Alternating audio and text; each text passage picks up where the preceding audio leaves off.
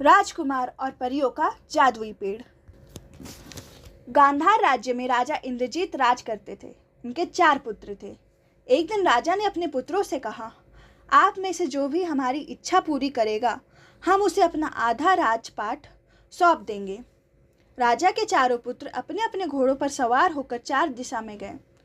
उन्होंने बहुत कोशिश की उस चीज़ को ढूंढने की जिसको देखकर राजा की इच्छा पूरी हो सके, पर उन्हें कुछ नहीं मिला।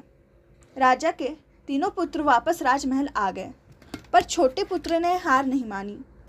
उन्होंने कहा कि जब तक हम अपने पिताजी की इच्छा की चीज़ नहीं खोज लेंगे, तब तक हम वापस नहीं लौटेंगे।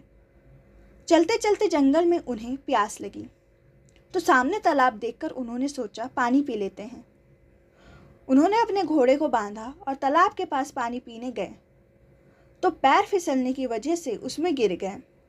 तालाब के अंदर एक सुंदर सा महल था। महल में 7 द्वार थे। पहले द्वार में एक भयानक दानव था। जब वह पहले द्वार के पास पहुंचे और दानव उन्हें अंदर नहीं जाने दे रहा था, तो दानव को मारकर द्वार तोड़ के अंदर घुस गए। जब दूसरे द्वार पर पहुंचे तो वहां पर एक राक्षसनी थी। उसको भी मारकर वह अंदर घुस गए। जब वह तीसरे द्वार पर पहुंचे तो वहां पर एक सुंदर सा घोड़ा बांधा हुआ था। जब राजकुमार को देखकर घोड़ा हिनहिनाया तो वह उछल के घोड़े पर चढ़ गए और वह घोड़े पर सवार होकर सारे द्वार तोड़ते हुए अंदर घुस गए। जब वह महल में अंदर एक कमरे में पहुंचे तो उन्होंने देखा यहाँ पर तो कोई रहता है। वहाँ रसोई घर, बिस्तर सब कुछ था। उन्होंने सोचा कोई ना कोई तो यहाँ पर आएगा ही, तब तक मैं यहाँ पर आराम कर लेता हूँ। वह महल परियों का था।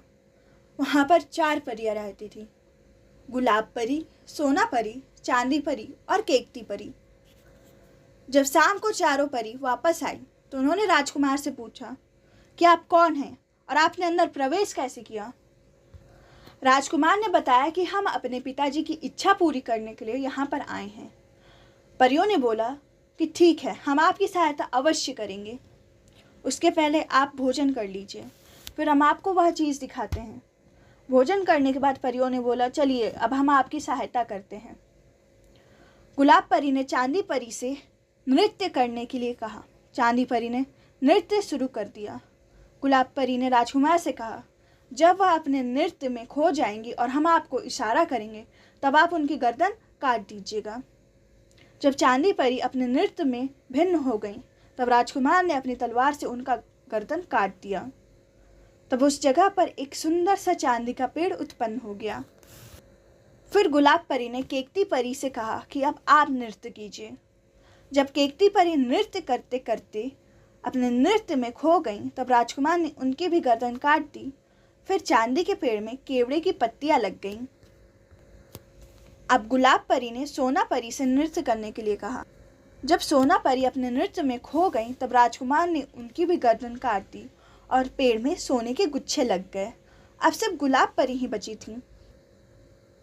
गुलाब परी ने राजकुमार को अमृत दिया और कहा कि जब हम भी नृत्य करने लगेंगे तो आप हमारी भी गर्दन काट दीजिएगा और फिर यह अमृत हम सब पर छिड़क दीजिएगा, तो हम सब जीवित हो जाएंगे। जब गुलाब परी ने नृत्य शुरू किया तो राजकुमार ने उनकी भी गर्दन काट दी और हर जगह पेड़ पर गुलाब के फूल लग गए। राजकुमार ने देखा चांदी का पेड़, केवड़े की पत्तियां, सोने के गुच्छे और गुलाब के फूल। वह बहुत ही सुंदर, अकल्पनीय और अद्भुत दृश्य था।